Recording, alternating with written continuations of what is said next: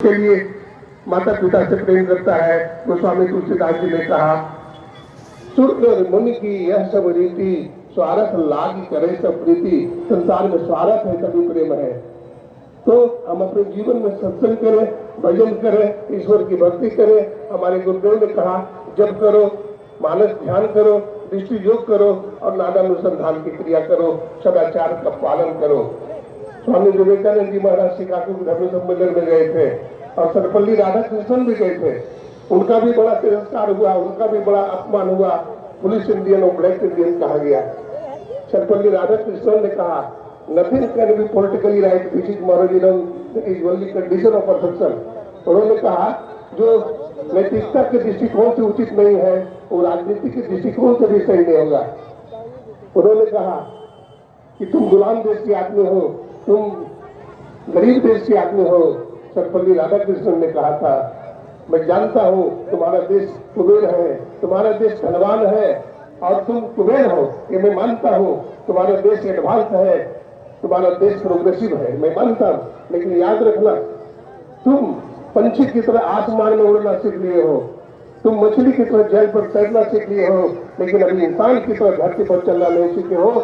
इंसान की तरह धरती पर चलना हमारे देश का संतों ने सिखा है, हमारे देश के ऋषि मुनियों ने सिखा है। इसलिए भारत धर्म गुरु है। इसलिए सदगुरु महाराज की जय।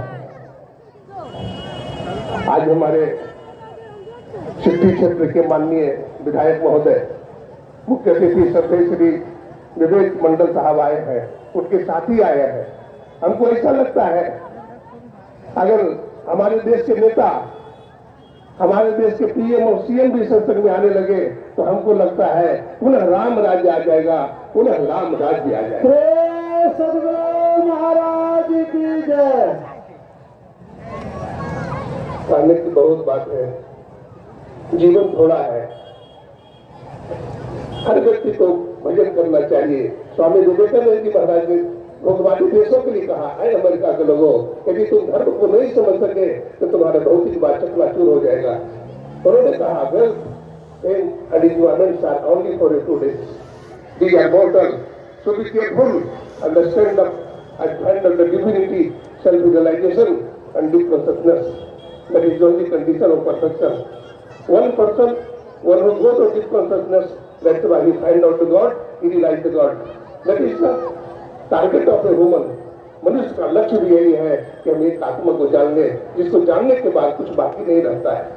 तो ये जीवन है, ये क्षणभंगुर है, ये नाशवान है।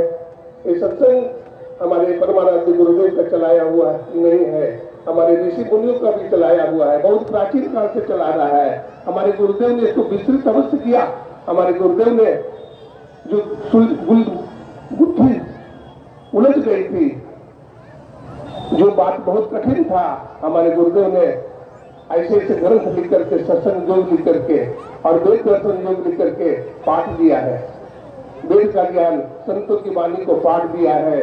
और उन्होंने कहा, सब संतों का एक मत है, चाहे हिंदू हो, चाहे मुसलमान हो, चाहे सिख हो, चाहे ईसाई हो, सब ईश्वर की भक्ति कर सकते हैं।